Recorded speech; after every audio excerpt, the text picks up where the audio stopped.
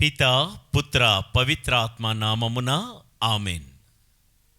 క్రీస్తునాథుని యందు ప్రియులకు దేవుని బిడ్డలారా, స్నేహితులారా, యాత్ర, జూబిలీ యాత్ర, కనాను యాత్ర, ఇది మనందరి పరలోకపు యాత్ర అన్న ఈ శీర్షికతో, ఈ నిరీక్షణతో కలిసి ప్రయాణిస్తున్న శ్రీసభ యాత్రికులమైన మనమందరము ఈ జూబిలీ ధ్యాన వడకములో ప్రతిరోజు మంచి మనసుతో పాలు పంచుకుంటున్న మీ అందరికీ నా హృదయపూర్వకమైన ఆహ్వానం ఈనాటి ధ్యానాంశానికి పలుకుతూ ఉన్నాను. ఈరోజు అప్పుడే యాత్రలో 29వ రోజుకు చేరుకున్నాం. 29వ రోజు మన ధ్యానాంశం రాళ్లపై వ్రాతలు, రాళ్లపై దేవుని వ్రాతలు. ఈ అంశాన్ని మనం ధ్యానించుకుందాం. ఇశ్రాయేలీయులను ఐగుప్తు దేశ బానిసత్వం నుండి విడిపించుకుని వచ్చిన దేవుడు, ఐగుప్తులో రామ్సెస్ నుండి ఆరంభమైన వారి యాత్ర సుక్కోతు, ఏతాము, బాల్సెఫోన్, పీహహిరోతుల మీదుగా మారా నుండి ఎలీము నుండి సీను అరణ్యములో దోప్కా, అలూష్ అనే ప్రాంతానికి చేరి రెఫీదీము వద్ద ఆగి, రెఫీదీము నుండి హోరేబు అని పిలువబడే సీనాయి పర్వతానికి, దేవుడి పర్వతానికి వారు చేరుకున్నారని, ఇంతవరకు the 10th station in there exodus, ఇశ్రాయేలీయుల యాత్రలో 10వ స్థలం అయినటువంటి సీనాయి వద్ద మనం ఆగి అనేకమైన విషయాలు నేర్చుకుంటున్నాం. ఈ సీనాయి వద్ద దరిదాపుగా 11 నెలల పాటు వారిక్కడే విడిది చేసినట్లు అనేకమైనటువంటి విషయాలు దేవుడు వారికి నేర్పినట్లుగా మనం వింటున్నాం. ఈ సీనాయి వద్దే దేవుడు వారికి ధర్మశాస్త్రాన్ని ఇచ్చారు. దేవుడు వారికి ధర్మ విధులు నేర్పించిన చోటు ఇదే. ఈ సీనాయి వద్దే యాజకుల క్రమం, లేవీల క్రమాన్ని దేవుడు ఏర్పాటు చేశారు. ఈ సీనాయి వద్దే దేవుని యొక్క గుడారపు నిర్మాణం, అంటే మందస ప్రాకారం యొక్క నిర్మాణ నమూనా ఎక్కడే దేవుడు వారికి ఇచ్చినట్లుగా. ప్రియ దేవుని బిడ్డలారా, కాబట్టి సీనాయి చాలా ముఖ్యమైనది. నిన్నటి రోజునే మనం ధ్యానించాము. నేపథ్యాన్ని ఒకసారి చదువుతాను. నిర్గమకాండం 19వ అధ్యాయము 9 నుండి 11 వచనాలు. యావే మోషేతో, నేను కారు మబ్బులో వత్తును, అట్లయినచో నేను నీతో మాట్లాడుట ఇశ్రాయేలీయులు అందరూ విని ఎల్లప్పుడూ నిన్ను నమ్ముదురు అనెను. మోషే ప్రజల మాటలను యావేకు తెలిపెను. యావే మోషేతో, నీవు ఇశ్రాయేలీయుల కడకు వెళ్ళి నేడు రేపు వారిని శుద్ధపరపుము. వారు వారి దుస్తులను ఉతుక్కొనవలయును. 3వ నాటికి అందరూ సిద్ధముగా ఉండవలయును. 3వ నాడు ఎల్లరూ చూచుచుండగా యావే సీనాయి కొండ మీదకి దిగివచ్చును. ప్రియులారా, నిన్నటి రోజున మనం విన్నాము కదా, రోజు మీ ఇంట్లో బట్టలు ఉతుక్కుంటున్నారా అని. దేవుడు ఇశ్రాయేలుల యాత్రలో 10వ స్థలమైన ఈ సీనాయి వద్ద ఇశ్రాయేలు ప్రజలకు చెప్తూ, ఇదిగో ఈరోజు రేపు మీరు మీ దుస్తులను, వస్త్రాలను శుభ్రపరుచుకొని సిద్ధంగా ఉండండి. 3వ రోజున నేను సీనాయి పర్వతం మీదకు వస్తాను అని దేవుడు చెప్పడం, ఆ తర్వాత దేవుడు సీనాయి కొండ మీదకు దిగివచ్చి మోషేను ఆ కొండ మీదకు పిలవడం, పిలిచిన దేవుడు మోషేకు 2 రాతి పలకల మీద తన చేతి వ్రాతలు వ్రాసి, 2 రాతి పలకల మీద మోషే చేతికి ధర్మశాస్త్రాన్ని, తన దివ్య విధులను, 10 ఆజ్ఞలను ఇవ్వడం మనం చదువుతూ ఉన్నాం. ఇదే మాటలు ద్వితీయోపదేశకాండం 9వ అధ్యాయము 9 నుండి 10 వచనాలు కూడా చదువుకుందాం. ప్రభువు మీతో చేసుకొనిన నిబంధనమునకు సంబంధించిన రాతి పలకలను కొనివచ్చుటకై నేను కొండ మీదకు వెళ్ళి తిని అన్నపానీయములు కూడా పుచ్చుకొనకుండా 40 రాత్రులు 40 పగళ్ళు ఆ కొండ మీద గడిపి తిని, ప్రభువు స్వయముగా చేతితో వ్రాసిన 2 రాతి పలకలను నాకు వసగెను. నాడు మీరు కొండ ఎదుట సమావేశమైనప్పుడు పర్వతము మీద నిప్పు మంట నడుమ నుండి ప్రభువు మీతో పలికిన పలుకులు దాని మీద వ్రాయబడి ఉండెను. ప్రియులారా, సీనాయి కొండ వద్ద 80 ఏళ్ల వయసున్నటువంటి మోషే సీనాయి కొండ ఎక్కి ఆ వయసులో 40 దివారాత్రములు ప్రభు సన్నిధిలో ప్రార్థనలోనూ ఉపవాసములోనూ గడిపాడు. ఒక్కసారి ఆలోచించండి, ఆ వయసులో 40 దివారాత్రములు ఉపవాసం ఉండడం అంటే, మామూలుగా ఒకరోజు ఉపవాసం ఉంటేనే, పచ్చి మంచినీళ్ళు కూడా మనం తాగకుండా ఉంటే మనకు గొంతు తడారిపోతూ ఉంటుంది, ఎండిపోతూ ఉంటుంది, గొంతు పిడచకట్టికిపోతూ ఉంటుంది, ఉండలేం మనం. కానీ వయసు 80, ఆయన ప్రార్థన ఉపవాసము చేసిన రోజులు 40. అంత కఠోర దీక్షతో దేవుడి సన్నిధిలో గడిపినటువంటి మోషేకు దేవుడు చివరలో ఇచ్చిన బహుమానం, దీవెన ఏంటంటే, 2 రాతి పలకల మీద దేవుడే తన సొంత దస్తూరితో, తన స్వంత చేతి వ్రాతతో దేవుడు ధర్మ విధులైనటువంటి 10 ఆజ్ఞలను లిఖించి మోషే చేతిలో 10 ఆజ్ఞల పలకలను పెట్టినట్లుగా మనం చూస్తూ ఉన్నాం.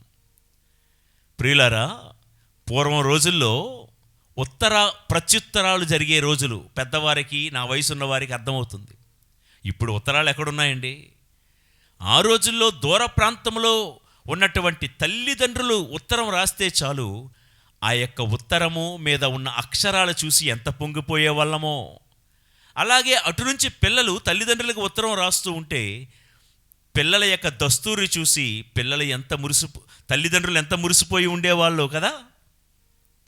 నేను అనుకుంటాను, మనుషులేమైన మన చేతి వ్రాతలు చూస్తేనే ఎంత మురిసిపోయే వాళ్ళం కదా.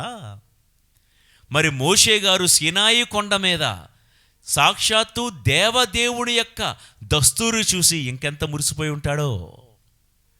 దేవుడే స్వయముగా రాతి పలకల మీద తన చేతి వ్రాతతో వ్రాసినటువంటి దేవుని యొక్క రాతలు చూసినటువంటి ఆ దస్తూరి చూసి మోషే ఎంత మురిసిపోయి ఉంటాడో. ప్రియులకు దేవుని బిడ్డలారా, రాతి మీద రాసిన, ఇప్పుడు మామూలుగా చూడండి, పేపర్ మీద అయితే కరెక్ట్గా రాయగలం, అదే బోర్డు మీద అయితే కొంతమంది బాగా రాయగలరు, ఇంకొంతమంది బాగా రాయలేరు. కానీ బండ మీద, రాయి మీద రాయడం అంత సులువు కాదండి. కానీ దేవుడు రాతి మీద వ్రాసిన ఏ శిల్పి చెక్కలేనంత అందంగా ఆ ధర్మ విధులను, ధర్మశాస్త్రాన్ని చెక్కి ఉంచారంట. మురిసిపోయాడు. ప్రియులకు దేవుని బిడ్డలారా, ఇక్కడే ఒక పాఠం నేర్చుకుందాం. దేవుని దస్తూరి, దేవుని చేతి వ్రాత చూసి మురిసిపోయినట్లుగా మోషే ఎలాగైతే మురిసిపోయాడో, మన జీవితంలో కూడా అలాంటి మురిసిపోయే క్షణాలు, అలాంటి మెరిసిపోయే క్షణాలు, అలాంటి ఆనంద మధురానుభూతులు మనకు రావాలి అంటే మోషే లాంటి అనుభవం మనం కూడా సంపాదించుకోవాలి. తన వయోభారాన్ని పక్కన పెట్టి ప్రార్థన ఉపవాసము 40 రోజులు చేసి దేవుడితో అంత క్షణం గడిపాడు కాబట్టే దేవుడు మోషే గారికి ఇచ్చినటువంటి మధుర జ్ఞాపిక ఈ 2 రాతి పలకల మీద 10 ఆజ్ఞలు. ప్రియ దేవుని బిడ్డలారా, మన జీవితంలో మనల్ని కష్టపెట్టాలని, మనల్ని బాధ పెట్టాలని, మనల్ని ఏడ్పించాలని చూసే చాలామంది ఉన్న ఈ రోజుల్లో మోషేను దేవుడు మురిసిపోయేలా చేశాడు. ఈరోజు మన ప్రార్థన, నిరీక్షణతో కలిసి ప్రయాణిస్తున్న శ్రీసభ యాత్రికులము, జూబిలీ యాత్రికులమైన మనందరినీ ఏడిపించే వాళ్ళు చాలామంది ఉంటారు. కానీ మనము మురిసిపోయేలా చేసే ఒకే ఒక వ్యక్తి మనం ఆరాధిస్తున్న యేసు ప్రభువు. Praise the lord. అయితే దేవుడు మోషే గారికి ఇచ్చినటువంటి ఆ 2 రాతి పలకలను హీబ్రూ భాషలో టోరా అంటారు. టోరా అనగా ధర్మశాస్త్రము అని. కొన్ని పాఠాలు నేర్చుకుందామండి ఈ సంఘటన నుంచి. సీనాయి కొండ మీద దేవుడి యొక్క చేతి వ్రాత స్వీకరించినటువంటి ఆ మోషే గారు మనకే నేర్పిస్తున్నారు. 10 ఆజ్ఞలు ఇచ్చి దేవుడు మోషేకు 10 ఆజ్ఞలు ఇచ్చి ఏ పాఠాలు నేర్పిస్తున్నారో కొంచెం విందాం. మోషే గారిలాగా మనము కూడా మురిసిపోవాలి అంటే, మనము కూడా దేవుని యొక్క దస్తూరి అనే ఆ వ్రాతను మన చేతుల్లో స్వీకరించాలి అంటే మనం ఏం చేయాలి? నంబర్ 1, మోషే గారిలాగా ఎక్కే అనుభవం మనకు కూడా ఉండాలి. ఎక్కే అనుభవం. ఇందాక చదువుకున్నాం, మోషే సీనాయి పర్వతమును ఎక్కి. ప్రియులారా, దేవుడి నుండి దీవెనలు పొందాలన్నా, దేవుడి నుండి ఏ ఆత్మానుభవం పొందాలన్నా మోషే వలె పర్వతానికి ఎక్కే అనుభవం మీకు నాకు ఉండాలి.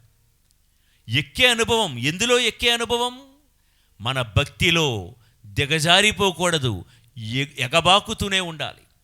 మన పరిశుద్ధత పవిత్రతలో ఎక్కే అనుభవం ఉండాలి. మన ప్రేమలో దేవునికి సంబంధించిన ఆ వాక్యాన్ని అర్థం చేసుకునే విషయంలో, వాక్యాన్ని వినే విషయంలో, పరసంబంధమైన విషయాల్లో ఎక్కే అనుభవం ఉండాలి.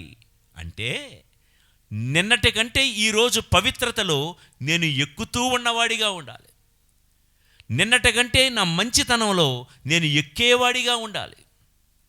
ఎంత ఎదుగుతావో అంతలా దేవుడి యొక్క దీవెనలు పొందుతాము. ఎదగడం అంటే కేవలము వ్యాపారాల్లోనే కాదు, కేవలము బిజినెస్ లేకపోతే మన చదువుల్లోనే కాదండి, ఆస్తులు అంతస్తులు పదవుల్లోనే కాదు ఎదగడం. భక్తిలో, పరలోక సంబంధమైన ఆత్మీయ విషయాల్లో ఎక్కే అనుభవం మనకు ఉండాలి ప్రియులారా. కాబట్టి దేవుడి నుండి ఏ దీవెన పొందాలని వచ్చినా, ఈరోజు కూర్చొని వాక్యం వింటున్న నా ప్రియ సహోదరి సహోదరుడా, దేవుడి నుండి ఏ దీవెన పొందాలని మనం కూర్చొని వాక్యం వింటున్నామో, అది ఆరోగ్యం కానివ్వండి, పిల్లలకు మంచి భవిష్యత్తు కానివ్వండి, మంచి ఉద్యోగాలు, మళ్ళీ మంచి పెళ్లి సంబంధాలు కావనివ్వండి, పరిశుద్ధత కానివ్వండి, ఏ దీవెన పొందాలనుకున్నా మోషేలాగా దేవుడి సన్నిధిలో గడిపే వాళ్ళమై మనం ఉండాలి. నేను చెప్పాను కదండి, 80 ఏళ్ల వయసులో 40 దివారాత్రములు కడుపు చంపుకొని నిద్ర మానుకొని దేవుడి సన్నిధిలో గడిపాడు మోషే. నా ప్రియ సహోదరి సహోదరుడా, మనం కూడా మనం కోరుకున్న దీవెనలు పొందాలి అంటే మోషేలాగా ఆత్మీయ జీవితంలో, ఆధ్యాత్మిక జీవితంలో ఎక్కే అనుభవం కలిగి జీవిద్దాం, ఎక్కే అనుభవం కలిగి జీవిద్దాం. అలాంటి వారిని కొలిమిలో నుండి తీయబడిన ఓ నిప్పు రవ్వ వలె దేవుడు వాడుకుంటారు. కాబట్టి ఏది విస్తరించాలన్నా, ఇప్పుడు ఒక గురువుగా నా సేవ విస్తరించాలి అన్నా, మీ చదువులు విస్తరించాలి అన్నా, మీరు చేస్తున్న వ్యాపార రంగాల్లో మీరు విస్తరించాలి అన్నా, మనం ఉంటున్న చోటులో 10 మందికి దీవెనకరంగా మారాలి అన్నా, మోషే వలె ఎక్కే అనుభవం కలిగిన వారమై ఉండాలి. అప్పుడే 145వ కీర్తన మనందరికీ కంటదా పాఠం, అది చదువుతాను వినండి. 145వ కీర్తన 15-16 వచనాలు. ప్రతి ప్రాణియు ఆశతో నీ వైపు చూచును, నీవు వారికి అవసరము కలిగినప్పుడెల్లా తిండి పెట్టుదువు. నీవు నీ పిడికిడిని విప్పి ప్రతి జీవి కోరికను తృప్తిపరచెదవు. ఏ ఆశతో నీవు దేవుడి సన్నిధికి వచ్చినా, ఆశగొనినటువంటి నీ ప్రాణాన్ని తృప్తికరముగా దీవించాలి అంటే మనం చేయాల్సింది నెంబర్ 1, మోషేలా ఎక్కే అనుభవం ఉండాలి. దేవుడి పర్వతము ఎక్కి దేవుడి సన్నిధిలో ప్రార్థనలో ఉపవాసములో గడిపిన వారికే ఊహించిన దానికంటే అధికముగా దేవుడు రెట్టింపైనటువంటి ఆశీర్వాదాలు దయచేస్తారు ప్రియులకు దేవుని బిడ్డలారా. ఇక రెండో విషయము, రాతి పలకలపై దేవుని యొక్క చేతి వ్రాత. రాళ్ళల్లో రాతలు విన్నారా? రాళ్ళల్లో రాతలు. ఎవరి వ్రాతలు? దేవుడి యొక్క చేతి వ్రాతలు. చూడండి, రాతి పలక మీద దేవుడి రాత. రాతి పలక అనేసరికి అది హృదయానికి సాదృశ్యంగా ఉందండి, హృదయానికి పోలికగా ఉంది. దేవుడు తన ధర్మ విధులను 10 ఆజ్ఞలను 2 రాతి పలకల మీద వ్రాసినట్లు, మన హృదయం అనే రాతి పలక మీద దేవుడు తన చేతి వ్రాతను రాయాలని ఆశపడుతున్నారు. మీరు నన్ను అడగచ్చు, రాతి పలకలని హృదయంతో ఎలా పోలుస్తారు? మాకు బైబిల్లో రెఫరెన్స్ కావాలి అంటే ఇర్మియా గ్రంథం 17వ అధ్యాయం 1వ వచనం చదువుతూ ఉన్నాను. ప్రభువు ఇట్లనుచున్నాడు, యూదా ప్రజల పాపము ఇనుప గంటముతో వ్రాయబడి ఉన్నది. ఆ పాపము వారి హృదయ పలకముపై వజ్రపు మనతో వ్రాయబడి ఉన్నది. వారి బలిపీఠముల కొమ్ముల మీద చెక్కబడి ఉన్నది. విన్నారా? ఆ పాపము వారి హృదయ పలకముపై వ్రాయబడి ఉన్నది అని. మరొక రెఫరెన్స్ కూడా చెప్తానండి. సామెతల గ్రంథం 3వ అధ్యాయం 1-3 వచనాలు. కుమారా, నీవు నా ఉపదేశము మరువకము, నా ఆజ్ఞలు జాగ్రత్తగా పాటింపుము. నా చట్టములను చేకుందువేని దీర్ఘాయుష్మంతుడు వగుదువు. శాంతి సౌఖ్యములతో అలరారుదువు. నీవు కరుణను విశ్వసనీయతను అలవరుచుకొమ్ము. వానిని దండల వలె నీ మెడలో ధరించుము. నీ హృదయ పలకముపై వ్రాసుకొనుము.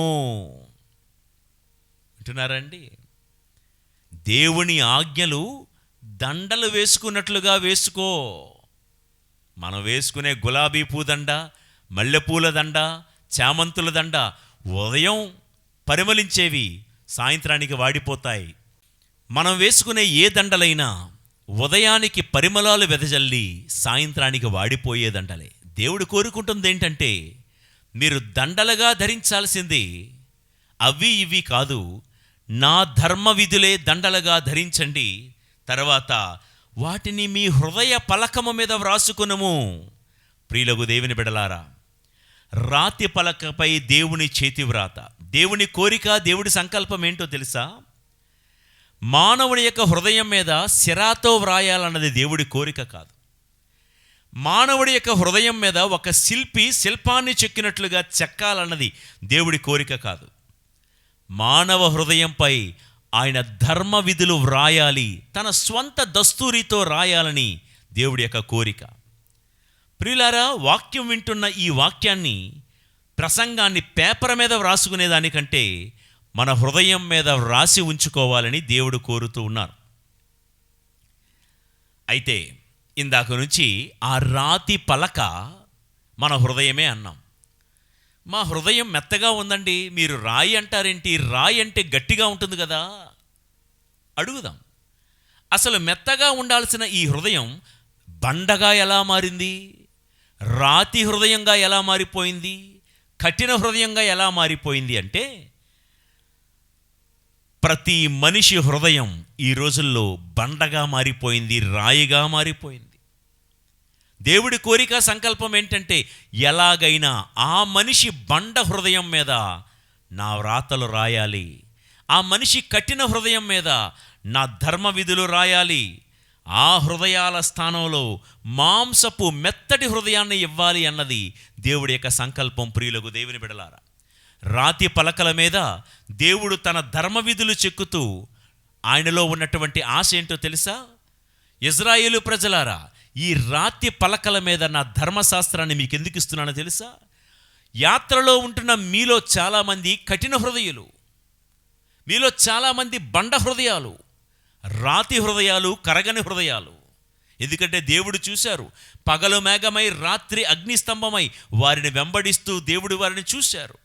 ఎంత మేలు చేస్తున్నా, ఉపకారం చేస్తున్నా దేవుడి మీదను మోషే మీదను వారు ఎలా తిరగబడ్డారో, ఎలా సనిగారో దేవుడు కల్లారా చూశారు, చెవులారా వింటూ. ఇదిగో మీ హృదయాలు ఇలా రాతి పలకల మీద, రాతి బండల్లాగా ఉన్నాయి, రాయిల్లాగా ఉన్నాయి. దయచేసి ఈ రాతి పలకల మీదే నేను వ్రాయగలిగాను, మీ హృదయ పలకల మీద నేను రాయలేనా? మీలో ఉన్న ఆ కఠినమైన బండ హృదయాన్ని తీసివేసి మీకొక నూతన హృదయాన్ని, మాంసపు హృదయాన్ని ఇవ్వాలనుకుంటున్నాను ఈ యాత్రలో. ఎందుకంటే బండలాంటి హృదయంతో, కఠినమైన హృదయంతో గమ్యమైన పరలోక కణాను మనమెవ్వరము చేరుకోలేము.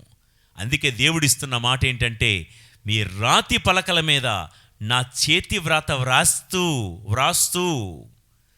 మిమ్మల్ని మాంసపు హృదయాలుగా, మెత్తడి హృదయాలుగా మార్చాలి అన్నది దేవుడి యొక్క ఆశ. అసలు మనిషి హృదయము రాయిగా, బండగా మారడానికి కారణం ఏంటి? ఈ మెత్తటి మాంసపు హృదయాన్ని కఠినంగా, బండగా చేసింది ఎవరు? ముమ్మాటికి అపవిత్ర కార్యాలే, మన పాపపు కార్యాలే మెత్తటి హృదయాన్ని బండగా మార్చాయి. నేనన్న మాట కాదు, చదువుకుందాం. హెబ్రీయులకు వ్రాయబడిన లేఖ 3వ అధ్యాయము 15వ వచనము. ఈనాడు మీరు దేవుని మాట వినినచో దేవునిపై తిరుగుబాటు చేసిన నాటి వలె మీ హృదయములను కఠినపరచుకొనకుడు. ప్రియులకు దేవుని బిడ్డలారా, పాపం ప్రవేశించిన ప్రతి హృదయం బండలాంటి హృదయమే. గుర్తుపెట్టుకోండి. ఈరోజు లోకంలో చాలామంది బండ హృదయం కలిగిన వాళ్ళు ఉన్నారు, రాతి హృదయం కలిగిన వారు ఉన్నారు, కఠిన మనస్సు కలిగిన వారు ఉన్నారు. నిరీక్షణ యాత్రికులమైన మనం ఈ జూబిలీ యాత్రలో పాలు పంచుకుంటూ నాడు సీనాయి కొండ మీద నుండి ఇజ్రాయేలీయులకు మనకు వినిపిస్తున్న స్వరం ఒకటే, కఠినపరుచుకోకండి. మీ మైండ్లోకి, మీ మనసులోకి పాపం ఎంటర్ అయితే ఈ రోజు వరకు మెత్తగా ఉన్న మీ హృదయాలు గట్టిగా అయిపోతాయి, బండగా మారిపోతాయి. అర్థమైనట్లు చెప్తా. గోరువెచ్చటి పాలల్లో, ఏమండి, గోరువెచ్చటి పాలల్లో కాసింత పొల్లటి మజ్జిగ వేయండి. ఆ గోరువెచ్చటి పాళ్ళు అటూ ఇటూ ఊగిసలాడుతూ ఉన్నవి. ఎంత పొల్లటి మజ్జిగ వేస్తే తెల్లారితే పాత్రను బొర్లించినా గట్టిగా ఉంటుంది. గడ్డ పెరుగు. ఎందుకంటారు? కాసిన్ని గోరువెచ్చటి పాలల్లో ఎంత పొల్లటి మజ్జిగ చేరితేనే అదంతా గడ్డ కట్టేసింది కదా గట్టిగా. అలానే పాపం అనే పొల్లటి మజ్జిగ మన హృదయంలో ప్రవేశిస్తే మెత్తగా ఉండాల్సిన మన హృదయం కూడా రాయిలాగా గట్టిగా అయిపోతుంది. ప్రియులకు దేవుని బిడ్డలారా, అందుకే చూడండి, ఎంత వాక్యం వింటున్నా కొంతమందికి గడ్డకట్టుకుపోయి కఠినమైపోయి బండలాగా మారిపోయిన కొన్ని హృదయాలు ఎంత వాక్యం వింటున్నా ఏదో బుర్రకథ వింటున్నట్లు, ఏదో ఒక హరికథ వింటున్నట్లు అలాగా విని వెళ్ళిపోతూ ఉంటారు. వాక్యం వింటుంటే మనిషిలో చలనం ఉండదు. వాక్యం వింటుంటే కొంతమంది కన్నీరు కారుస్తూ ఉంటారు, ఇంకొంతమంది గుండెలు బాదుకుంటూ ఉంటారు, ఇంకొంతమంది నిజంగా దేవుడు నాతోనే మాట్లాడుతున్నాడు, నేను మారాలి అని మంచి నిర్ణయాలు తీసుకుంటూ ఉంటే, కొంతమంది కోటాలకు అది వెళ్తూ ఉంటాం కదా, ఏడ్చే వాళ్ళు ఏడుస్తూ ఉంటారు, జోకులు వేస్తున్నప్పుడు నవ్వే వాళ్ళు నవ్వుతూ ఉంటారు. కానీ ఎదురుగా కూర్చున్నవాడు ఒకడు మాత్రం ఉసూరు అంటూ ఇలా చూస్తాడు. ప్రియులారా, అలాంటి వాళ్ళని చూస్తే చెప్పే మాకైనా సరే నీరసం వచ్చేస్తూ ఉంటుంది. ఎందుకయ్యా? వాక్యం వింటుంటే కొంతమంది మోకాళ్ళ మీద ఉండి ప్రార్థన చేస్తున్నారు, ఇంకొంతమంది ఏడుస్తూ ఉన్నారు, ఇంకొంతమంది మారాలని నిర్ణయం తీసుకుంటున్నారు. కానీ నీలో చలనం లేదంటే మనస్సు, హృదయం మరీ అంత బండబారిపోయిందా? ఎందుకో తెలుసా? నీలో పాపం అనే పొల్లటి మజ్జిగ ఎంటర్ అయితే ఎంత వాక్యం వింటున్నా, ఎన్ని ప్రసంగాలు వింటున్నా ఆ బండ హృదయం కరగదు, కదలదు. ప్రియులకు దేవుని బిడ్డలారా, సేవకుడు ఎంత ఏడుస్తూ సేవ చేస్తున్నా, సేవకుడు ఎంత గొంతు చీల్చుకొని చెప్తూ ఉన్నా, ఎంత కష్టపడి వాక్యం ప్రిపేర్ అవుతూ అందిస్తూ ఉన్నా, వారిలో మాత్రం చలనం ఉండదు, మార్పు లేదంటే ఎంత కఠినమైన హృదయుడవో కదా నువ్వు. ప్రియులకు దేవుని బిడ్డలారా, కొన్ని ఇళ్లలో జరిగే దృశ్యాలు చూస్తే, ఆ భర్త త్రాగుబోతు, ఆ పిల్లల యొక్క తండ్రి త్రాగుబోతు, రోజు సాయంత్రం 6-7 అయ్యేసరికి తప్పతాగి వీధుల్లో అర్ధనగ్నంగా తాగుతూ తూగుతూ అలా పడిపోయి ఉంటున్నాడని, తెల్లారితే స్కూల్కి వెళ్ళే పిల్లల్ని చూసి మీ డాడీ తాగుబోతుడ్రా అంటూ, ఇదిగో రాత్రి పడిపోయాడు కదా మా వీధిలోని అందరూ గేలి చేస్తున్నారని పిల్లలు బాధపడుతూ, అదేవిధంగా తన భార్య కుళాయిల దగ్గర నీళ్లు పట్టుకోవడానికి వెళ్తూ ఉన్నప్పుడు అమ్మలక్కలందరూ కూడా మీ ఆయన తాగాడంట కదా, నిన్ను తాగి కొట్టాడంట కదా, ఇలా రకరకాల మాటలు ఆడుతున్నారని తెల్లారితే భర్త కాళ్ళు పట్టుకొని భార్య పిల్లలు బ్రతిమలాడుతున్నారు, కాళ్ళు వేళ, డాడీ నువ్వు తాగుబోతువని, నువ్వు త్రాగుతావని, మమ్మల్ని అందరినీ కొడుతున్నావని స్కూల్కి వెళ్తే మా ఫ్రెండ్స్ అందరూ గేలి చేస్తున్నారు, ప్లీజ్ డాడీ తాగుడు ఆపే డాడీ అని పిల్లలు బతిమలాడుతున్నా.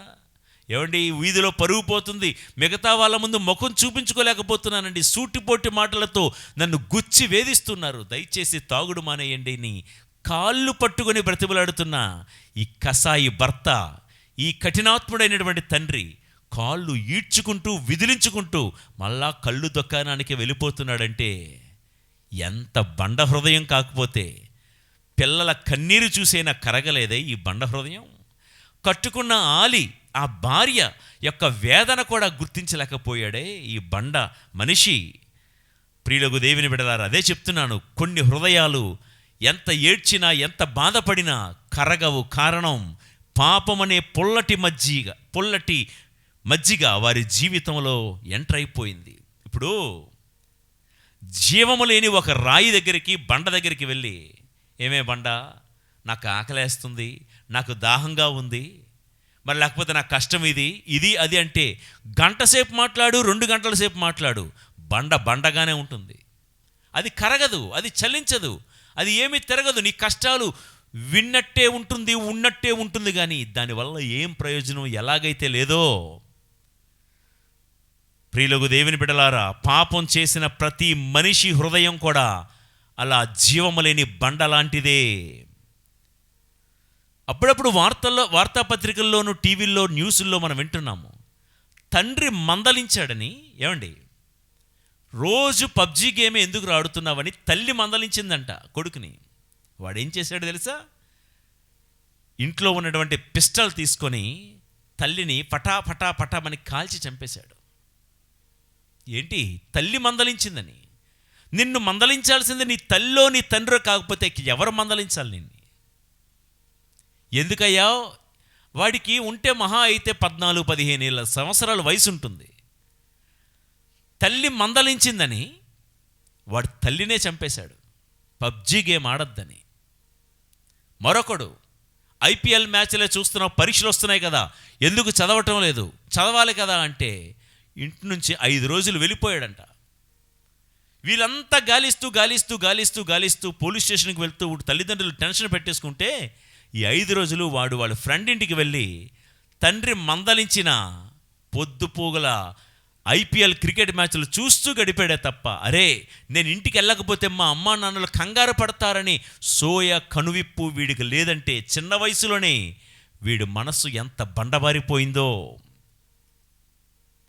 ఆ కాలేజీలో ప్రొఫెసర్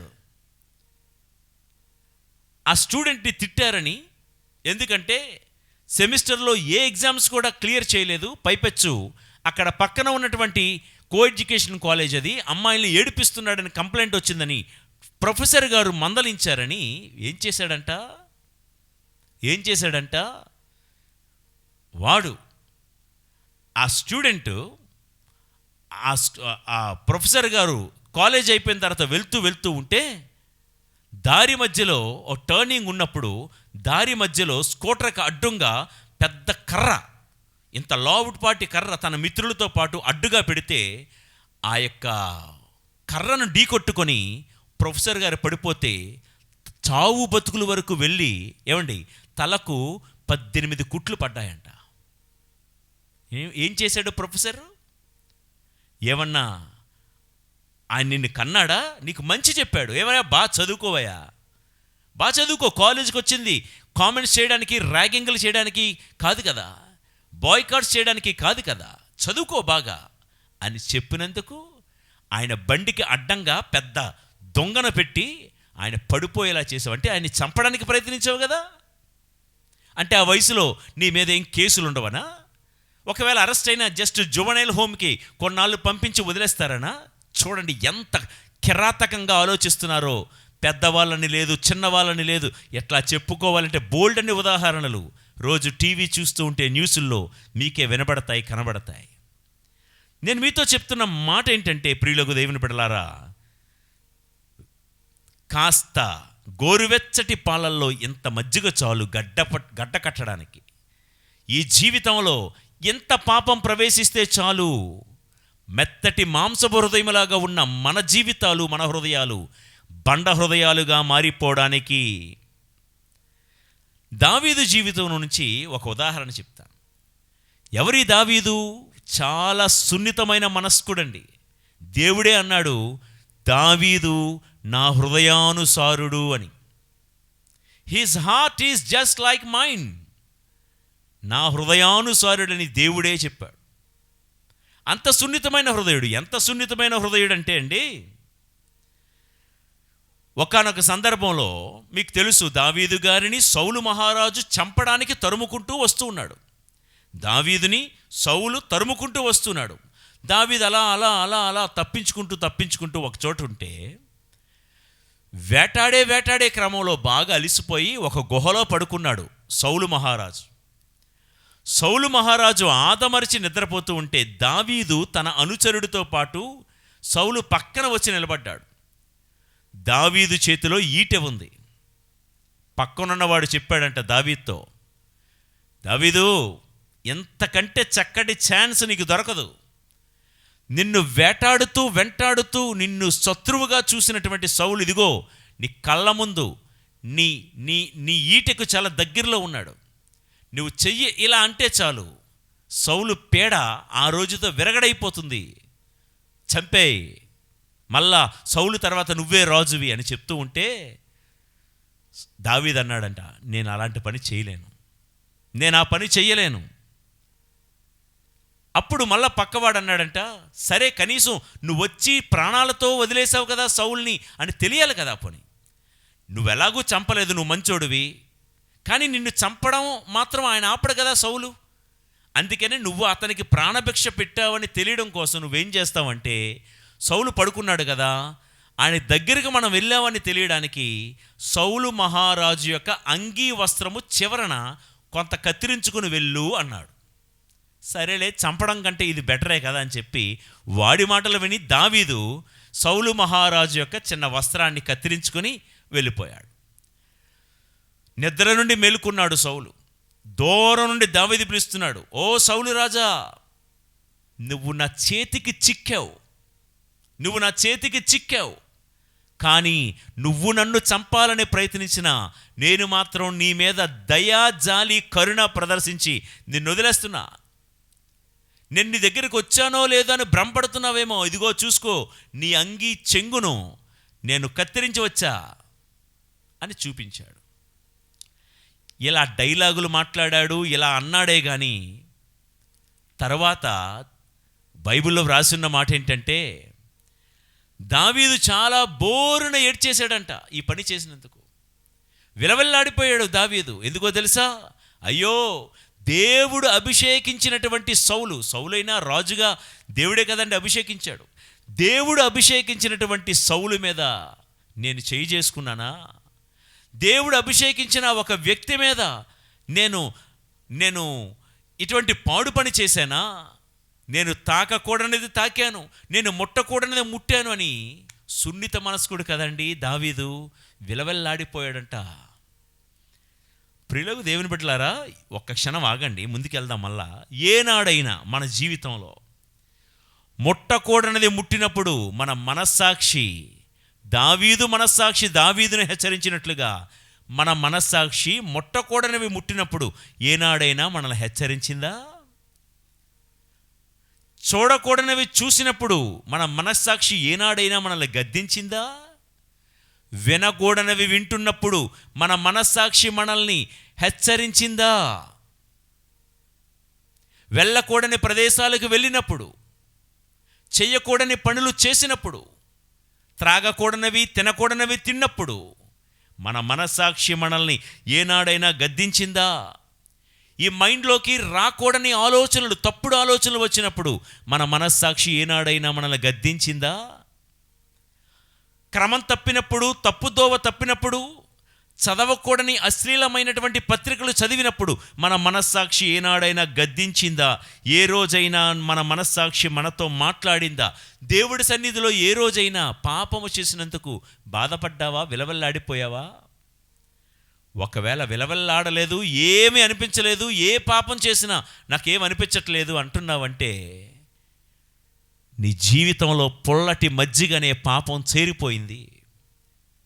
సున్నితమైన మనస్కుడు కాబట్టి ఒక అంగీ చెంగును కత్తిరిస్తేనే విలవెల్లాడిపోయి బాధపడిపోయాడు దావీదు.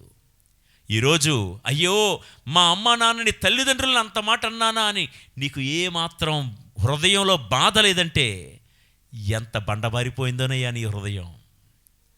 ఈరోజు పాఠాలు చెప్తున్న గురువుని, నీ ప్రొఫెసర్ని నువ్వు కామెంట్లు చేస్తున్నావంటే ఎంత బండబారిపోయావయ్యా ఈ వయసులోనే. దేవుడి సేవ చేస్తున్న గురువులని, మేత్రాణులని, సేవకులని, ఉపదేశులని అన్నన్ని మాటలు అంటున్నావంటే, అనుకుంటున్నావంటే, వాళ్ళ గురించి గుసగుసలు మాట్లాడుకుంటున్నావంటే, దేవుడు అభిషిక్తుల్ని అంటున్నానా అనేటువంటి సోయ కనువిప్పు మనకు కలగటం లేదంటే ఎంత బండబారిపోయారయ్యా ఈ రోజుల్లో జనాలు. ఎంత సున్నిత హృదయం కలిగిన దావీదు చూడండి ఏమైందో, ఎలా బండ హృదయం అయిపోయిందో వివరిస్తున్నాను. ఒకరోజు దావీదు మిద్దెనెక్కాడు, అలా పచారులు చేస్తున్నాడు. అది సాయంకాలం పొద్దుకృంగువేళ. మీకు ఆ కార్యక్రమాలన్నీ తెలుసు. బెత్షెబాను చూశాడు, కామించాడు, మోహించాడు, బెత్షెబాతో పాపము చేశాడు. నేను చెప్పాను కదా, గోరువెచ్చటి పాలల్లో ఇంత పుల్లటి మజ్జిగ చాలు గడ్డ కట్టడానికి, గట్టిపడ్డానికి. ఎంత సున్నిత హృదయం కలిగినటువంటి దావీదులోనికి చిన్న పాపం ఎంటర్ అయింది, పుల్లటి మజ్జిగలాగా. బెత్షెబాని చూసి కామవాంఛలతో రగిలిపోయాడు, పాపం చేశాడు. పాపం ఎప్పుడైతే ఎంటర్ అయిందో, సౌలు మీద చెయ్యి వేస్తేనే అంత విలవిల్లాడిపోయాడు అంతకుముందు. ఇప్పుడు ఏం చేశాడో తెలుసా? మనసు గట్టిపడిపోయింది కదా, బండలాగా మారిపోయింది కదా. బెత్షెబా భర్త అయిన ఊరియాను చంపించేశాడు. నేనంటాను, చంపేశాడు దావీదే. ప్రియులకు దేవుని బిడ్డలారా, ఎందుకయ్యా దావీదు, ఎంత సున్నితమైన మనస్సు కలిగిన నీవు చంపేటంత కఠినాత్ముడిగా ఎలా మారిపోయావయ్యా అంటే, దేవా నీకే ద్రోహముగా నేను పాపము చేసి తిని అని తన పాపాన్ని ఒప్పుకుంటూ, పాపం నాలో ఎంటర్ అయిపోయిందయ్యా, అందుకే కఠినాత్ముడిగా మారిపోయానని 51వ కీర్తనలో దేవుణ్ణి ఏమంటాడంటే, దేవా నా జీవితంలో ఏదైనా తీసేసుకో, కానీ నీ పరిశుద్ధాత్మను మాత్రం నా నుండి తీసివేయకయ్యా. ప్రియ దేవుని బిడ్డలారా, మనలో ఒక్కసారి పాపం గనక ఎంటర్ అయితేనండి, మనస్సు రాయిలాగా మారినప్పుడు నీలో కన్నీటికి, పశ్చాత్తాప మనసుకు ఛాన్స్ ఉండదు. There is no prick of conscience. హృదయ కాఠిన్యం ఎవరికైతే ఉంటుందో వారు ఆటోమేటిక్గా కీడులో పడిపోతారు. దావీదులాగా నేను తప్పు చేస్తున్నాననే కొంతమందికి సోయ ఉండదు, చూసారా? అరే నేను తప్పు మాట్లాడుతున్నానే, నేను చెడు స్నేహాలు చేస్తున్నానే, నేను చెడు అలవాట్లలో ఉంటున్నానే, నా ఈ స్థితికి, నా స్థాయికి తగిన పని ఇది కాదే అని కొంతమందికి ఎందుకు అనిపించదో తెలుసా? సున్నితంగా మాంసపు హృదయంలాగా ఉండాల్సిన ఆ హృదయాలు బండబారిపోయాయి, జీవం ఉండదు. ఎన్ని వాక్యాలు వింటున్నా, ఎంతమంది ఆప్తులు సలహా ఇస్తున్నా వినరు, వినిపించుకోరు, పట్టించుకోరు. సాధారణంగా ప్రియులకు దేవుని బిడ్డలారా, పొర్రపాటున తప్పు ఒప్పుకోం మనం. ఎప్పుడైతే హృదయం బండబారిపోతుందో, కఠినమైపోతుందో, దిద్దుబాటులు ఉండవు, సమర్థింపులే అయిపోతాయి, బుకాయింపులు మొదలవుతాయి. ఎందుకు? హృదయం బండబారిపోయింది కాబట్టి. ఒక వ్యక్తికి వెళ్ళి, ఏమయ్యా ఈ మధ్యకాలంలో మీ పిల్లలు కొంచెం క్రమం తప్పుతున్నారు, గుడికి వచ్చినప్పుడు వాళ్ళు భక్తిగా ఉండట్లేదు, రకరకాలుగా ఉన్నాయి వాళ్ళ డ్రెస్సులు కానీ వాళ్ళ తీరుతెన్నులు కొంచెం క్రమం తప్పుతున్నాయి, కొంచెం మీ పిల్లల్ని జాగ్రత్తగా చూసుకోండి అని ఎవరికైనా తల్లిదండ్రులకు ఈరోజు చెప్పామనుకోండి, మామూలుగా సున్నిత మనస్కులైతే ఓకే అండి, థ్యాంక్ యూ వెరీ మచ్ అండి మీ అబ్జర్వేషన్కి, ఖచ్చితంగా నేను మా అబ్బాయిని లేదా మా అమ్మాయిని కంట్రోల్లో పెట్టుకుంటాను అని ఉండేవారు. మా మంచి కోసమే చెప్పారు కదా అని ఉండేవారు. ఎప్పుడైతే హృదయంలోకి పాపం చేరిపోయిందో, హృదయాలు బండబారిపోయాయో, వాళ్ళు ఏమంటారో తెలుసా? మా అబ్బాయే దొరికాడని మీకు? మీ పిల్లలు ఏమన్నా పెద్ద, మీ పిల్లలు ఏమన్నా మంచోళ్ళా? వెళ్ళవయ్యా వెళ్ళు, నీ పని ముందు చూసుకో నువ్వు. ఎవరు దొరకలేదా ఏంటి మా మీద వచ్చి పడుతున్నావు? ఎందుకు ఎట్టా మాట్లాడుతున్నారంటారు?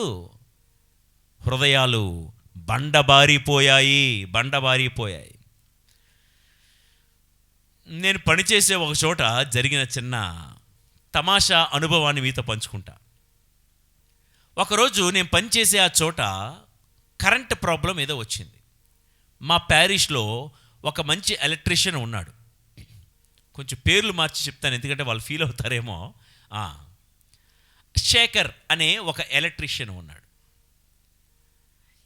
అరే కరెంట్ ప్రాబ్లం వచ్చింది కదా, ఈ శేఖర్ ఏంటి కనబడటం లేదు? ఒకరోజు వెయిట్ చేశాను, 2 రోజులు 3 రోజులు వెయిట్ చేశాను. ఆయన మా ప్యారిష్లో ఏం జరిగినా సరే మా సంఘంలో ఆయన చూస్తూ ఉంటాడు.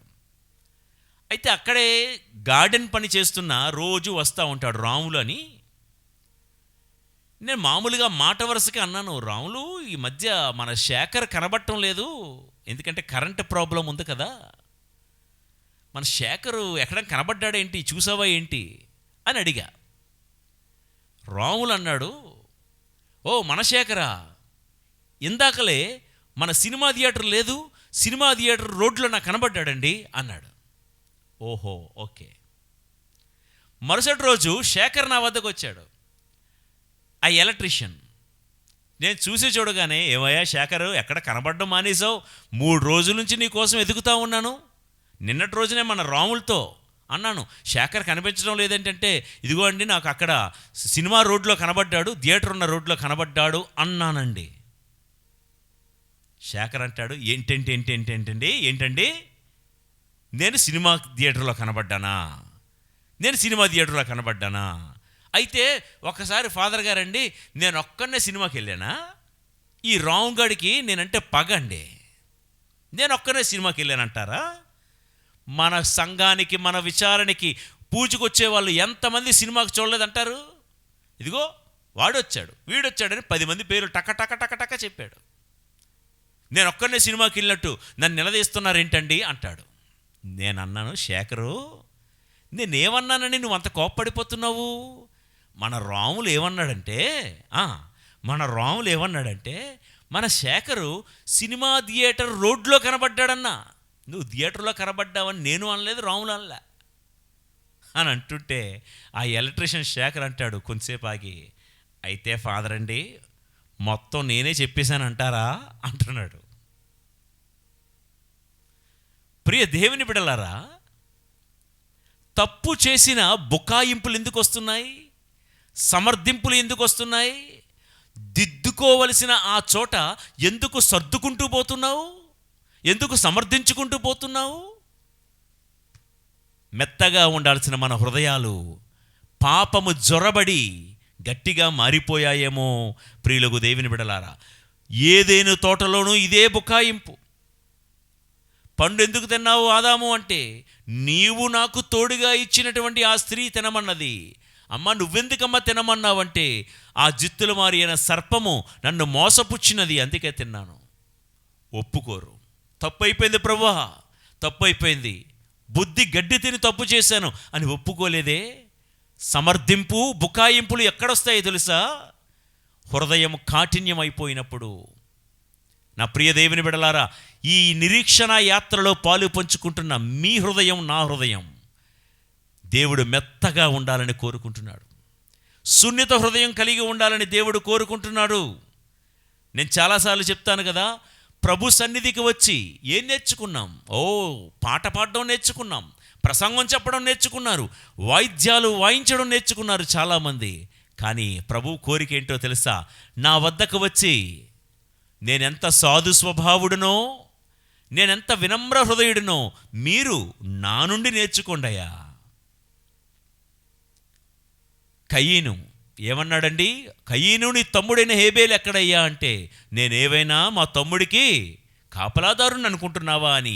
ఎవరితో మాట్లాడుతున్నావో పెద్ద చిన్న తేడా లేకుండా మాట ఇసిరేస్తున్నాడు కయీను. ఎందుకో తెలుసా? వాడిలో హత్య అనే పొల్లటి మజ్జిగ చేరి, అసూయ అనే పొల్లటి మజ్జిగ చేరి హృదయము బండబారిపోయింది, కఠినమైపోయింది. ప్రియులకు దేవుని బిడ్డలారా, ఈ రోజుల్లో నేను అంటాను, పిల్లలు కూడా తల్లిదండ్రుల త్యాగాన్ని అర్థం చేసుకోలేకపోతున్నారు. వాళ్ళు పిల్లలే కదని వదిలేద్దామా? లేకపోతే హృదయాలు ఈ చిన్న వయసులోనే, ఈ లేత వయసులోనే, ముఖం లేతగా ఉంది, చేతి వేళ్ళు చాలా లేతగా ఉన్నాయి, కానీ వాడి హృదయం చిన్నప్పటి నుండే కఠినమైపోయిందేమో. హ్యావ్ ఎ క్రాస్ చెక్ ప్రియులకు దేవుని బిడలారా. అయితే దేవుడి యొక్క కోరిక ఏంటంటే, ఇలాంటి రాతి హృదయాల మీద తన చెయ్యి పెట్టి దాన్ని మాంసపు హృదయముగా, మెత్తడి హృదయముగా మార్చి తన చేతి వ్రాతతో తన ధర్మ విధులు రాయాలి. దేవుడి కోరిక చూసారా? బండలాంటి ఈ హృదయాన్ని మెత్తడి హృదయంగా మార్చి తన సొంత దస్తూరితో, తన చేతి వ్రాతతో తన ధర్మ విధులు, తన వాక్యాన్ని ఈ గుండెల మీద రాయాలని దేవుడి యొక్క ఆశ. ప్రియులారా, ఈ రాతి హృదయం ఎలా తీసివేయబడుతుంది? మారిన ఈ మాంసపు హృదయపై దేవుడు ఎలా రాస్తారు? ఒక్కసారి విందాం. ఏజ్కేలు గ్రంథం 36వ అధ్యాయం. ఏజ్కేలు గ్రంథం 36వ అధ్యాయం 25 నుండి 26 వచనాలు. నేను మీ పైన శుభ్రమైన జలములు చల్లి మీ విగ్రహముల నుండియు మీ మాలిన్యము నుండి మిమ్ము శుద్ధి చేయుదును, మీకు నూతన హృదయమును దయచేయుదును, నూతన ఆత్మను మీలో ఉంచెదను, మీ నుండి రాతి గుండెను తొలగించి మీకు మాంసపు గుండెను దయచేయుదును. విన్నారా అండి? కన్ఫ్యూజ్ అవ్వకండి, ఒకసారి వినండి. దేవుడు, ఒకసారి వినండి, వెనక్కి ఒకసారి తీసుకువెళ్తున్నాను. దేవుడు మోషేకు 2 రాతి పలకల మీద తన దస్తూరితో రాసి 10 ఆజ్ఞలు ఇవ్వడం వెనకాతల దేవుడు మనకు నేర్పిస్తున్న పాఠాలు. అలా మోషే పొందినట్లుగా మనం కూడా దేవుని ఆశీర్వాదం పొందాలంటే నెంబర్ 1, ఎక్కే అనుభవం మన సొంతమై ఉండాలి. ఆత్మీయతలోనూ ప్రేమలోనూ పరలోక సంబంధమైన విషయాల్లో దిగజారిపోకూడదు. ఎక్కే అనుభవం మనకు ఉండాలి, నెంబర్ 1. రెండోది, దేవుడి యొక్క కోరిక ఏంటంటే రాతి పలకల మీద రాయడం వెనకాతల, నా ప్రియ బిడ్డలారా, ప్రతి మనిషి హృదయం ఒక రాతి బండగా మారిపోయింది. దేవుడి కోరిక ఏంటంటే ఈ రాతి హృదయాన్ని మాంసపు హృదయముగా మార్చి ఆ మాంసపు మెత్తటి హృదయం మీద తన ధర్మశాస్త్రాన్ని వ్రాయాలని దేవుడు ఆశపడుతున్నాడు. నాడు సీనాయి పర్వతం మీద రాతి పలకల మీద రాసిన దేవుడు ఈరోజు దేవుడి కోరిక ఈ శ్రీసభ యాత్రికులమైన మనందరి హృదయాలను మెత్తగా మార్చాలి, మారిన హృదయాల మీద తన ధర్మ విధులు రాయాలని. ప్రియులారా, మీరు నేను మనమందరం యాత్రికులము కదా, ఇంకా బండ హృదయాలతోనే నడిచేస్తున్నామా? తీర్థయాత్రలని, పుణ్యక్షేత్రాలని, పాదయాత్రలని, ఈ జూబిలీ యాత్రలని హృదయం బండగా ఉంచుకొని ఎన్ని పుణ్యక్షేత్రాలు, ఎన్ని దేవాలయాలు సందర్శిస్తే ఏం లాభం? ఆ ఇంటి ఆడపడుచు మీద నీకున్న ఆ యొక్క కోపం తగ్గలేదే, ఆ ఇంటి తోటి కోడల మీద ఉన్నటువంటి ఆ కక్ష ఇంకా తగ్గలేదే, నీ సొంత అన్నదమ్ముడు అక్క చెల్లెల మీద ఇంకా ఆ యొక్క పగ ప్రతీకారం ఇంకా సద్దుమణగలేదే, మీ అత్త మామల మీద, మీ తల్లిదండ్రుల మీద ఇంకా కోపాలు అలాగే ఉన్నాయే. బండబారినటువంటి కఠినమైనటువంటి హృదయాలతో ఎన్ని దేవాలయాలకు వెళ్తే ఏం లాభం? ఎన్ని దివ్య బలి పూజల్లో పాలు పంచుకుంటే ఏం లాభం? ప్రియులకు దేవుని బిడ్డలారా, దేవుడు చెప్తున్న మాట మీకు మాత్రమే కాదు, వాక్యం బోధించే నాకు కూడా. ఇదిగో, రాతి హృదయం కలిగి నువ్వు ఎంత దూరం ప్రయాణించినా వేస్ట్ అయ్యా. నిన్నటి రోజున విన్నాను, చూసారా? ఎవరు ధన్యులు? ఎవరి కోసమైతే పరలోక యెరూషలేము ద్వారాలు తెరవబడతాయో వారే ధన్యులు. ఎవరికి తెరవబడతాయి? ఎవరైతే దుస్తులు కడుక్కుంటారో వాళ్ళకే తెరవబడతాయి. ఎవరైతే అలా రోజు దుస్తులు కడుక్కున్న వారికి పరలోక ద్వారాలు తెరవబడి జీవవృక్ష ఫలాలు అనుభవించే కృప దేవుడు వారికి దయచేస్తారని నిన్న విన్నాం కదండి. అయితే విందాం. దేవుడు, మన గొప్ప దేవుడి యొక్క ఆశ ఏంటంటే ఈ రాతి హృదయాలను మాంసపు హృదయాలుగా మార్చి దాని మీద దేవుడు తన ధర్మ విధులు రాయాలని ఆశపడుతున్నాడు. అయితే ఎలా ఈ కఠినమైన ఈ హృదయం ఎలా మెత్తని హృదయంగా మారుతుందంటే, హెచ్కేలు ప్రవక్త ద్వారా అంటున్నారు, నేను మీపై శుభ్రమైన జలములు జల్లి, విన్నారా? నేను మీపై శుద్ధ జలములు చల్లి ఈ రాతి హృదయాన్ని మెత్తని హృదయంగా మారుస్తాను అంటున్నాడు.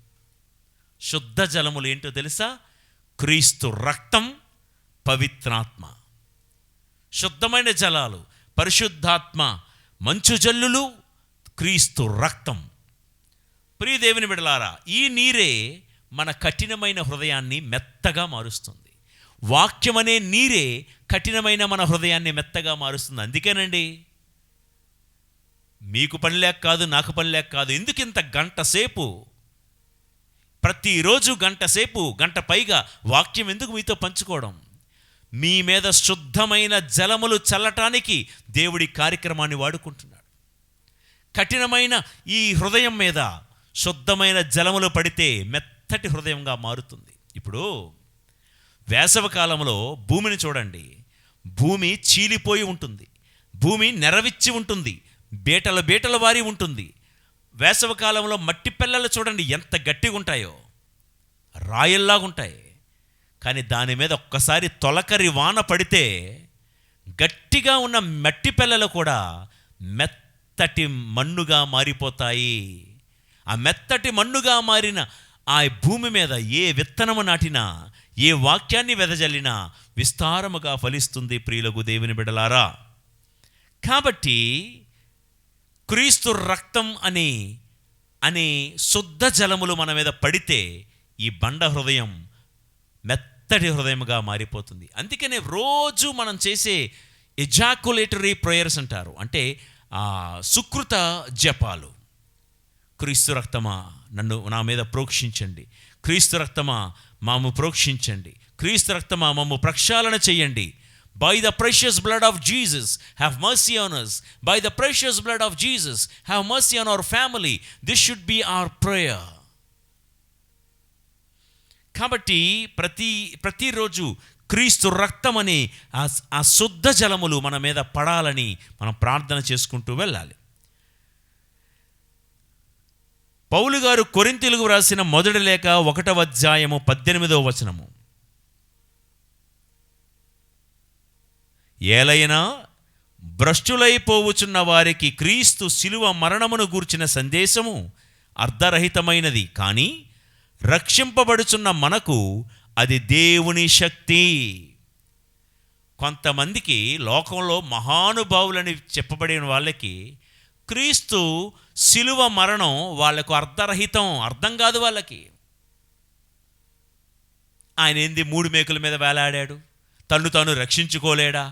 ఎట్లాంటి మాటలు మాట్లాడేది ఎవరంటే కొంతమందికి అర్ధరహితము శిలువ మరణం. కానీ మనకు అదే దేవుని శక్తి. ఎందుకంటే క్రీస్తు శిలువ మీద కార్చినటువంటి ఆ రక్తమే శుద్ధ జలములు మన మీద ప్రోక్షింపబడితే ఈ బండలాంటి గట్టి హృదయం మెత్తటి హృదయముగా మారిపోతుంది ప్రియులకు దేవుని బిడ్డలారా. కాబట్టి ఈ క్రీస్తు రక్తపు నీరు మన హృదయ బండలు బ్రద్దలు చేసి పిండి చేసి మెత్తగా మార్చే శక్తి కలిగినవి. అప్పుడు ఏ చిన్న పాపం చేసినా కన్నీటితో పశ్చాత్తాపడతాం. బండలాగా ఉన్నంతసేపు, ఇందాక నేను చెప్పాను కదా, బండ ముందుకెళ్ళి ఎంత ఏడ్చినా కదలిక ఉండదు, ఏమీ ఉండదు. కానీ మెత్తగా మారితే నీ హృదయం. దావీదు పశ్చాత్తాపడుతూ ఏమంటున్నాడు? చేసింది అక్కడ బెత్షెబాతో పాపం, కానీ ఏమని ప్రార్థన చేస్తున్నాడు 51వ కీర్తనలో? ప్రభువు నీకే ద్రోహముగా నేను పాపం చేశాను. మా అమ్మ కడుపున పడినప్పటి నుండి నేను పాపాత్మున్నే, నేను హంతకుణ్ణే. హంతకుడు ఎప్పుడయ్యావయ్యా దావీదు? బెత్షెబాతో పాపము చేసిన తర్వాత హంతకుడయ్యాడు, ఊరియాను చంపి. కానీ దావీదు ఏం ఒప్పుకుంటున్నాడంటే, నేను మా అమ్మ కడుపున పడినప్పటి నుండే నేను హంతకుణ్ణి అని తన పాపాన్ని ఒప్పుకుంటున్నాడు. ప్రియులకు దేవుని బిడ్డలారా, ఒప్పుకోలు ఎవరిలో ఉంటుందో తెలుసా? సున్నిత హృదయం కలిగిన వారికి ఒప్పుకోగలరు. కఠిన హృదయం కలిగిన వాళ్ళు బుకాయిస్తారు, సమర్థించుకుంటారు, దిద్దుబాటు చేసుకోలేరు. ఇలాంటి వారి గురించి జకరియా ప్రవక్త చక్కటి మాట మాట్లాడారండి. అది నేను చదువుతాను. 12వ అధ్యాయము, జకరియా ప్రవక్త 12వ అధ్యాయము 10వ వచనము. నేను దావీదు వంశజుల మీదను యెరూషలేము నివాసుల మీదను అనుగ్రహము నొందించు ఆత్మను, విజ్ఞాపన చేయు ఆత్మను కొమ్మరింపగా వారు తాము పొడిచిన వాని మీద దృష్టియుంచి ఏకైక కుమారుని కోల్పోయిన వారి వలె అతని కొరకు విలపింతురు. తొలుచూలు కుమారుని కోల్పోయిన వారి వలె అతని కొరకు శోకింతురు. ఇదే మాటలు యోహాను శుభవార్త 19వ అధ్యాయము 37వ వచనంలో కూడా వారు తాము పొడిచిన వాని వంక వీక్షింతురు అని వ్రాయబడింది. నా వైపు చూస్తూ వాక్యం వినండి. ఈ మాటను వివరిస్తాను. జకరియా గారు వ్రాసిన ఈ ప్రవచనము ఇంకా నెరవేరలేదు. వింటున్నారా? జకరియా గారు వ్రాసిన ఈ ప్రవచనము నెరవేరాల్సిన ప్రవచనం. ఇంకా ఏంటంట? వారు తాము పొడిచిన వాని వంక చూసే రోజులు వస్తాయి. వాళ్ళు ఏమన్నారంటేనండి, ప్రభుని శిలువ మరణానికి గురి చేస్తున్న సమయంలో పిలాతు ముందు తీర్పు విధించే క్రమంలో పిలాతు అంటాడు, ఈయనలో నాకు ఏ దోషం కనిపించలేదయ్యా అంటే, వాళ్ళంటారు నువ్వు అతనికి శిక్ష విధించినచో నీవు సీసరుకు శత్రువువి, నువ్వు అతను సిలువయ్యి అంటే, అయ్యా నాకేం తప్పు కనబడలేదు, కానీ మీరు అంటున్నారు కాబట్టి సరే సిలువ మరణానికి విధిస్తున్నానని పిలాతు తన చేతులు కడుక్కుంటూ ఏమంటాడంటే, ఈ పాపము నా మీదను మా బిడ్డల మీదకు రాకుండునుగా కానీ చేతులు కడిగేసుకుంటూ ఉంటే, అక్కడున్న యూదులు ఎవరో బయటోళ్ళు కాదండి, దేవుడి యొక్క సొంత ప్రజలు, వాళ్ళు ఏమన్నారో తెలుసా? ఈ పాపం నీ మీద నీ పిల్లల మీద వద్దులే, ఆ పాపమేదో మా మీదను మా బిడ్డల మీదను పడునుగాక. ఏమన్నారండి? మత్తయి సువార్త 27:25లో ఈ రక్తాపరాధం మా మీద మా పిల్లల మీద పడునుగాక అని అరిచిరి. ఎంత బండబారిపోయి చూడండి వాళ్ళ హృదయాలు, ఎంత కఠినమైన హృదయాలు చూడండి. అంటే తమ శాపాన్ని తమంతట తామే కొని తెచ్చుకుంటున్నారు. పిలాతేమో కఠినాత్ముడే, కానీ శాపాన్ని వదిలేసుకుంటున్నాడు, కడిగేసుకుంటున్నాడు. పిలాతు కడిగేసిన ఆ ఎంగిలి నీటిని తమ నెత్తి మీద చల్లుకునేటంత కఠినమైనటువంటి మనస్తత్వంలోకి వెళ్ళిపోయారు యూదులు. ఆ రక్తాపరాధం మా మీద మా పిల్లల మీద పడునుగాక, నువ్వు మాత్రం అతన్ని సిలువ వేయు. ఏవండి, ఎంత దారుణం అండి! హృదయాలు బండబారిపోతే వాళ్ళకి కావలసింది ఏంటంటే క్రీస్తు ప్రభు చనిపోవడం కావాలి. దానికోసం వాళ్ళు ఏమైపోయినా పర్వాలేదు, పక్క వాళ్ళు ఏమైపోయినా పర్వాలేదు. ఈ యాటిట్యూడు మన చుట్టూ ఉందా లేదా? మనకి ఎవరో పలానా వాళ్ళు వ్యక్తి నచ్చలేదండి, ఆ నచ్చని వ్యక్తి అంతమయ్యేటంత వరకు కొంతమంది బండ హృదయాలు ఏం చేస్తాయో తెలుసా? నిద్రపోనివ్వరు. వాడు ఎలాగైనా అంతమవ్వాలి, నేల మట్టుకు పరువు పోవాలి, వాడిని పూర్తిగా నాశనం చేసే వరకు నేను నిద్రపోనివ్వను అంటారు కదా కొంతమంది డైలాగులు. ఎవరిడు? కఠినమైన హృదయం కలిగిన వాడు. వాళ్ళకి కావలసింది క్రీస్తు ప్రభు యొక్క మరణం అంతే. ప్రియులారా, మీరు అనుకోవచ్చు, దేవుడు అనేవాడు ఉన్నాడా? దేవుడు అనేవాడు ఉంటే ఇలాంటి వాళ్ళకి తీర్పు తీర్చరా? ఇతరుల యొక్క పతనాన్ని శాసిస్తూ ఉన్నటువంటి ఇటువంటి మనుషులు అనబడే బండ హృదయాలకి దేవుడు తీర్పు తీర్చడా అంటే, జకర్యా ప్రవక్త ఆన్సర్ చెప్తున్నాడు. ఆ కాలం వస్తుంది, త్వరలోనే వస్తుంది. వారు తాము పొడిచిన వాని వంక చూసి ఏడ్చే రోజులు. ఎలా ఏడుస్తారట ఆ రోజు? వాళ్ళ ఇంటిలో ఏకైక కుమారుడు ఉంటే ఆ ఏకైక బిడ్డ కూడా చచ్చిపోతే లబోదిబో అని గుండెలు కొట్టుకొని ఎలా ఏడుస్తారో అలా ఏడుస్తారంట. అయ్యో, ఇలాంటి ప్రభువునా మేము ఇన్ని మాటలు అన్నది, ఇలాంటి ప్రభువునా మేము చంపింది, ఇలాంటి ప్రభువునా మేము ఈరోజు నిందలు వేస్తుంది, ఇలాంటి దేవుణ్ణా మేము మూడు మేకుల మీద నుండి కూడా దిగి రాలేడు అని, ఇలాంటి దేవుణ్ణా మేము అంటున్నదని. ఇప్పుడు కాదు, వారు ఎవరినైతే పొడుస్తున్నారో, ఏ దేవుణ్ణైతే మాటలతో విమర్శిస్తున్నారో, తాము పొడిచిన వాని వంక వారు చూసే రోజులు వస్తాయి. చూడడం మాత్రమే కాదు, వారి ఇంటిలో ఏకైక కుమారుణ్ణి పోగొట్టుకుంటే గుండెలు అవిసేలా ఎంత బాధపడతారో, ఆ దేవుణ్ణి అన్నందుకు, ఆ దేవుడి సేవకుల్ని అంటున్నందుకు అలా ఏడ్చి ప్రలాపించే రోజులు వస్తాయి. ఎప్పుడయ్యా ఇవన్నీ జరిగేదని మీరు నన్ను అడిగితే నాకు తెలీదు. కానీ బైబిల్ గ్రంథంలో ఉన్న కొన్ని రెఫరెన్స్లు మాత్రం మీకు నేను చెప్తాను, మీరు తర్వాత చదువుకోండి. దానియేలు గ్రంథం 9వ అధ్యాయము 24 నుండి 27 వచనాలలో ది 7 years ఆఫ్ ట్రిబ్యులేషన్, 7 ఏండ్ల శ్రమల కాలం అయిన తరువాత ఇవన్నీ వస్తాయని అక్కడ రాయబడి ఉంది. మత్తయి సువార్త 24:21, యెషయా గ్రంథం 2వ అధ్యాయం 21, 13వ అధ్యాయం 6 నుండి 9, యోవేలు గ్రంథం 1వ అధ్యాయం 15వ వచనము, తెస్సలోనిక ప్రజలకు వ్రాసిన మొదటి లేఖ 5వ అధ్యాయం 2వ వచనము, ద్వితీయోపదేశకాండం 4:30, ఇర్మీయా గ్రంథం 30వ అధ్యాయం 7వ వచనము. ఇవన్నీ నేను ఎందుకు చెప్పానంటే, ఇప్పుడు నేను చెప్పిన వాక్యాలకు దీనికి మీరు పోల్చుకొని చూస్తే ఈ జకర్యా ప్రవచనము ఎప్పుడు నెరవేరుతుందో మనకు తెలుస్తుంది. ప్రియులకు దేవుని బిడలారా, అయితే ఇప్పుడు పొడుస్తూ ఉన్నారు ఎందుకు? బండ హృదయాలు. ఇప్పుడు దూషిస్తూ ఉన్నారు ఎందుకు? బండ హృదయాలు. ఇప్పుడు విమర్శిస్తూ ఉన్నారు ఎందుకు? ఇంకా బండ హృదయాలు. ఈ బండ హృదయాలు ఎప్పుడు కరుగుతాయో అంటే, వారు తాము పొడిచిన వాని వంక చూస్తారు. ఆ మెత్తగా మారే హృదయాలు వస్తాయి ఎప్పుడు తెలిసిన పరిశుద్ధాత్మదేవుని యొక్క తొలకర్రి వాన వారి మీద కురవగా ఈ గట్టి మట్టి పెళ్ళ మెత్తటి మెత్తటి మాంసముగా మారుతుంది. అప్పుడు వారు తాము ఏ దేవుణ్ణైతే అన్నారో ఆ దేవుడి వైపు ఆశగా చూస్తారు, బాధగా చూస్తారు అని. ప్రియుల దేవుని బిడ్డలారా, ఒకవేళ ఇంకా పాపాలకు పశ్చాత్తాపం లేదా, we need to pray for Holy Spirit to mold us and to melt us.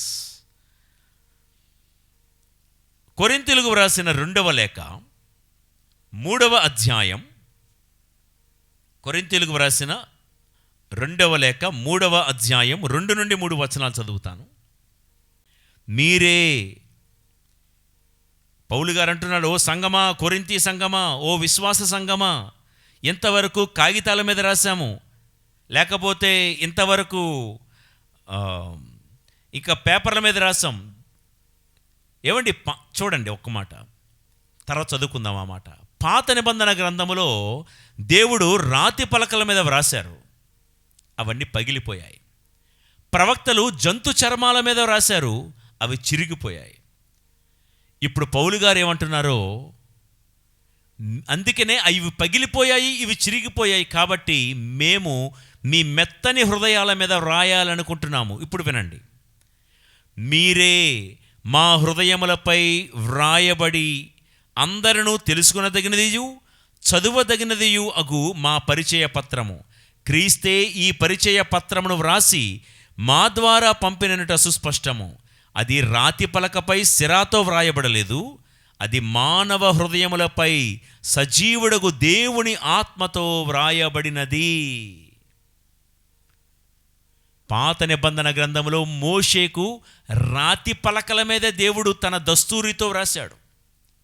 ఈరోజు నూతన నిబంధనలో క్రీస్తు ప్రభు యొక్క శుద్ధ జలములైనటువంటి ఆయన రక్తం, పరిశుద్ధాత్మ తొలకర్రి వాన మన మీద కురవబడింది కాబట్టి మెత్తగా మారిన మన హృదయాల మీద దేవుడు వ్రాసి ఏమంటున్నాడో తెలుసా? ఇప్పుడు క్రీస్తు గురించి తెలుసుకోవడానికి గ్రంథాలు అక్కర్లేదు, జంతు చర్మాలు అక్కర్లేదు, కరపత్రాలు అక్కర్లేదు. విశ్వసించు ప్రతి మనిషి హృదయం మీద దేవుడు తన జీవిత చరిత్ర రాసుకున్నాడు. మీరే, you Christians, you should be the walking Bible. మీరే నడిచే ఒక జీవ గ్రంథంగా మారాలి. ఎందుకంటే నిరీక్షణ యాత్రికులమైన మనమందరం కేవలము తీర్థయాత్రికులము కాము. మనము నడుస్తూ నడుస్తూ నడుస్తూ ఏం చేయాలో తెలుసా? దేవుడు మన మెత్తటి హృదయాల మీద వ్రాసిన ఆ జీవము గల దేవుడి వాక్కును నేను మీతో పంచుకుంటున్నట్లుగా యాత్రికులైన మీరందరూ తోటి యాత్రికులతో వాక్యాన్ని పంచుకోవాలి. విన్న ఈ వాక్యాన్ని షేర్ చేసుకోవాలని చెప్తే మీరేమనుకుంటారో తెలుసా? ఓహో, ఫాదర్ గారికి సబ్స్క్రిప్షన్స్ కావాలేమో, వ్యూస్ పెరగడం కోసం ఎట్లా అనుకుంటున్నారేమో అంటున్నారు. ఏం చెప్తామండి? వాక్యం ఆధారంగా పౌలు గారు ఏమంటున్నారంటే, ఇదిగో మీ మేము రాళ్ల మీదో లేకపోతే గోడల మీదో ఇంకెక్కడో రాయాలనుకోవటం లేదు. మేము విశ్వాసులారా మీ హృదయాల మీద దేవుడు తన వాక్కు రాసుకుంటాడు. అందుకే పౌలు గారు కొలస్సీలకు వ్రాసిన లేఖ 3వ అధ్యాయము 16వ వచనంలో చక్కటి మాట అంటారు. క్రీస్తు సందేశము మీ హృదయములలో సమృద్ధిగా ఉండవలెను, పూర్తి విజ్ఞతతో ఒకరినొకరు బోధించుకొనుచు బుద్ధి చెప్పుకొనుడు. చూసారా, దేవుడి వాక్యం మన హృదయాలలో సమృద్ధిగా ఉండాలి. సమృద్ధిగా. మొన్న మధ్య ఎక్కడో గ్రూపులో ఎవరో పోస్ట్ చేశారండి, బైబిల్ గ్రంథంలో ఏంటి, క్యాథలిక్స్ అడిగిన ప్రశ్న. కొన్ని బైబిల్లో 66 పుస్తకాలు ఉన్నాయంటున్నారు, ఇంకొన్ని బైబిల్లో 73 పుస్తకాలు ఉన్నాయంటున్నారు. ఏది కరెక్ట్ అండి? ఏ బైబిల్ చదవాలి అని. ఈ నెల విశ్వాస యాత్రలో ఏది కరెక్ట్ బైబిల్ ఇంకా తెలియలేదా? ఈ మధ్యకాలంలో ఎవరో 66 పుస్తకాలు అని అంటుంటే, మనకు బైబిల్ గ్రంథం కథోలిక బైబిల్లో 73 పుస్తకాలు ఉన్నాయి. మనం చదవాల్సింది 73 పుస్తకాలు ఉన్నటువంటి కథోలిక పవిత్ర గ్రంథమే అన్న సంగతి కథోలికులారా మీకు ఇంకా అర్థం కాలేదా అని నేను అప్పుడు అనుకున్నాను. చాన్నాళ్ళ క్రితం వచ్చిన ఒక గ్రూప్లో వచ్చినటువంటి వాళ్ళు మాట్లాడుకుంటున్నారన్నమాట. ఏ బైబిల్ చదవాలి? కొంతమంది 66 అంటున్నారు, కొంతమంది 73 అంటున్నారు. మాకు తెలియదు, చెప్పండి అమాయకంగా, ఏదో నిన్న మొన్న జ్ఞానస్నానం తీసుకుంటున్నట్లు. ప్రియులకు దేవుని బిడ్డలారా, సహోదరి సహోదరు, దేవుడి వాక్యం సమృద్ధిగా నీలో ఉండాలి. అంతేగాని 66 పుస్తకాలే 73లో ఆ 7 పుస్తకాలు తీసేసి అది సమృద్ధిగా ఎలా ఉన్నట్టు? బైబిల్ అంటే పూర్తి బైబిల్ ఉండాలి హృదయంలో సమృద్ధిగా. ఏదో మాకు కుదరదు, మాకు నచ్చదు, మాకు అనుకూలంగా లేదని 7 పుస్తకాలు తీసేస్తే అది సంపూర్ణమైన బైబిల్ ఎలా అవుతుంది? సమృద్ధి కలిగిన బైబిల్ ఎలా అవుతుంది?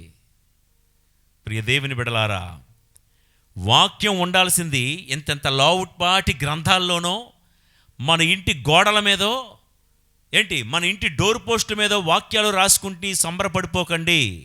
వాక్యం ఉండాల్సింది హృదయంలో సమృద్ధిగా ఉండాలి, మన గుడిలో ఉండాలి. ఓ భక్తుడు అన్నాడండి, క్రైస్తవుడు అంటే ఆ మధ్యకాలంలో ఎవరో అన్నారు కదండి, ఇతడు 6 అడుగుల బుల్లెట్టు అని. ఇతడు 6 అడుగుల బుల్లెట్ అని. క్రైస్తవుడు 6 అడుగుల బుల్లెట్ కనక్కర్లా. క్రైస్తవుడు వాక్యపు నీటిని నింపుకొని 6 అడుగుల చర్మపు సంచి. మనిషి చర్మం కదండి ఇదంతా. 6 అడుగుల చర్మపు సంచి మనిషి. ఈ చర్మపు సంచిలో ఏం నింపుకోవాలి? వాక్యాన్ని సమృద్ధిగా నింపుకోవాలి. నువ్వు 6 అడుగుల బుల్లెట్ అయ్యి ఎవరిని చంపాలా? నువ్వు 6 అడుగుల బుల్లెట్ అయ్యి ఎవరి మీద బాంబు వేయాలా? నువ్వు బుల్లెట్ అవ్వక్కర్లా. క్రైస్తవ విశ్వాసీ ప్రియులకు దేవుని బిడ్డలారా, వాక్యపు నీటిని నింపుకున్న 6 అడుగుల చర్మపు సంచి. ఎవరిని కలిసిన వాక్యముతో మాట్లాడు, ఎవరిని నువ్వు కలిసిన వాక్యంతో పలకరించు. ప్రియులకు దేవుని బిడ్డలారా, ఇలా జీవిస్తే, నేను ముగిస్తున్నాను, మోషే చేతిలోకి దీవెనకరమైన దేవుని చేతి వ్రాత వచ్చినట్లుగా మన లైఫ్లోనికి, మన కుటుంబంలోనికి దేవుడు దీవెనలు దిగి వస్తాయి.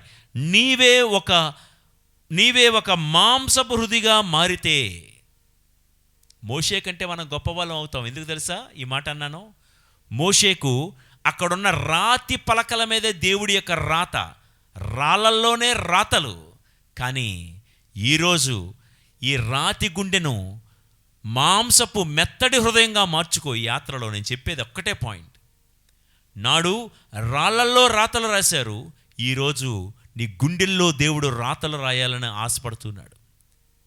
నీ పేరును తన అరచేతిలో రాసుకున్న దేవుడు, చెక్కించుకున్న దేవుడు, నీ పేరును తన చేతిలో రాసుకోవడమే మాత్రమే కాదు, తన ప్రేమ కావ్యాన్ని మన గుండెల మీద కూడా వ్రాయాలని దేవుడు ఎదురు చూస్తూ ఉండగా, దేవుడు దానిపై తన విధులు, ఈ మాంస హృదయంపై తన ధర్మ విధులు గనక రాస్తే, నీవే ఒక నిలువుటెత్తు వాక్యంగా మారిపోతావు. నువ్వు ఒక్కసారి వాక్యంగా మారిపోతే నీకున్న కులం కనబడదు, గోత్రం కనబడదు, రంగు కనబడదు, ప్రాంతం కనబడదు, విభేదాలు కనబడవు, మనస్పర్ధలు కనబడవు. ఎందుకంటే వాక్యముతో పూర్తిగా మనం నింపబడితే. వాక్యంతో నింపబడడం అంటే ఏదో వాక్యం ప్రసంగం విని వెళ్ళిపోవడం కాదు, ఏదో రోజుకి 2 అధ్యాయాలు చదివి వెళ్ళిపోవడం కాదు. నరాల్లో దేవుడి యొక్క వాక్యము నిండిపోవాలి. మన జీనోమ్ కోడ్ వాక్యముతో నిండిపోవాలి. మన DNA దేవుడి వాక్యముతో నిండిపోవాలి. ప్రియులకు దేవుని బిడ్డలారా, సో రాళ్ళల్లో రాతలు 40 దినాలు దివారాత్రములు 80 ఏళ్ల వయసులో దేవుడి సన్నిధిలో గడిపాడు. అందుకే మోషే ఆ 2 రాతి పలకలను దేవుని దీవెనలుగా స్వీకరించాడు. ఎంత మురిసిపోయాడో! అలా మురిసిపోయే వాతావరణం మీ ఇంటిలో ఉండునుగాక. మోషే మురిసిపోయినట్లుగా అటువంటి వాతావరణం నీ ముఖములో కనబడునుగాక. అలా కనబడాలంటే మోషే గారిలాగా ఎక్కే అనుభవం నీ సొంతం అవ్వాలి. నెంబర్ 1. రెండవది, ఎంతవరకు ఏ పొల్లటి మజ్జిగ నీ లైఫ్లోనికి ఎంటర్ అయిందో, ఎంతవరకు ఏ పాపము మన మైండ్లోకి ఎంటర్ అయ్యి మెత్తగా ఉండాల్సిన మనం గట్టిగా అయిపోయాము, కఠినమైపోయాము, బండలాగా మారిపోయాము. దేవుడు మనందరికీ ఈ సీనాయి పర్వతం దగ్గర చెప్పే మాట ఏంటో తెలుసా? యాత్రికులారా, నిరీక్షణతో కలిసి ప్రయాణించే శ్రీసభ ప్రయాణికులారా, ఈ జూబిలీ యాత్రికులారా, మీ రాతి హృదయాలను మరలా మెత్తటి మాంసపు హృదయాలుగా మారుస్తాను. మీ మీద శుద్ధ జలములు చల్లి, క్రీస్తు రక్తమనే శుద్ధ జలములు చల్లబడి పరిశుద్ధాత్మ అనే తొలకరి వాన పడగా గట్టి మట్టి పిల్లలాగా ఉన్నటువంటి మన బ్రతుకులు మెత్తటి హృదయాలుగా మారుతాయి. అలాంటి మెత్తటి హృదయాలు ఈ యాత్రలో దేవుడికి కావాలి. అలా సున్నితమైన మనస్సు కలిగిన హృదయాలపై దేవుడు తన ధర్మ విధులు, తన వాక్యాన్ని వ్రాయాలని ఆశపడుతున్నాడు. ఈ యాత్రలో నువ్వు కేవలము ఒక యాత్రికుడిగా ప్రయాణించకు, ఒక నిలువుటెత్తు వాక్యముగా నీవే ఒక వాక్యం అయిపోవాలి. నీవే 10 మందికి వాక్యము ద్వారా ప్రోత్సహించువాడిగా నువ్వు మారాలి.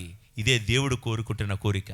ఈ యాత్రలో దేవుడు మనందరినీ మనం కోరుకున్న గురికి, లక్ష్యానికి నడిపించే క్రమంలో మనందరినీ ఒక నడిచే, ఒక నిలువుటెత్తు వాక్యముగా మార్చే కృప దేవుడు మనందరికీ దయచేదురుగాక. ఆమెన్. ప్రార్థించుదము. పరిశుద్ధుడా మా దేవ తండ్రి, సీనాయి పర్వతం మీదకు మోషేను పిలిచి 2 రాతి పలకలపై నీ చేతి వ్రాతను లిఖించి నీ ధర్మ విధులు మోషేకు అందజేశావు. మోషే ఆనాడు పొందినటువంటి ఆత్మానందం, ఆత్మీయానుభూతి నిరీక్షణ యాత్రికులమైన మాకును ప్రసాదించండి.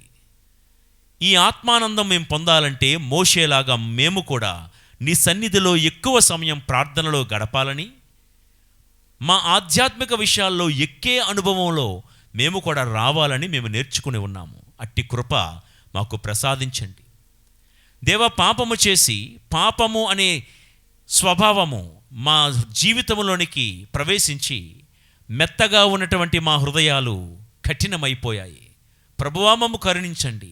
మా అందరి మీద నీ యొక్క శుద్ధమైన జలమైన నీ రక్తాన్ని, నీ పరిశుద్ధాత్మను, నీ వాక్యపు జల్లులను కురిపించమని, మెత్తడి హృదయాలుగా మార్చమని, నీ వాక్కు సమృద్ధిగా మేము నింపుకొని ఈ యాత్రలో మా తోటి ప్రయాణికులను మేము ప్రోత్సహించుకుంటూ, సహకరించుకుంటూ నీ గమ్యాన్ని చేరే అనుగ్రహం మాకు ప్రసాదించుమని మా నాథుడైన క్రీస్తు ద్వారా ఈ మనవి చేయుచున్నాము తండ్రి. ఆమెన్. ప్రభువు మీతో ఉందురుగాక. మీ ఆత్మతోనూ ఉండునుగాక. సర్వశక్తిగల సర్వేశ్వరుడు పితా, పుత్ర, పవిత్రాత్మదేవుని దీవెనలు సర్వదా మీకు తోడై ఉండి మీ యాత్రలో నిత్యము మిమ్ము నడిపించి సర్వదా కాపాడుదురుగాక.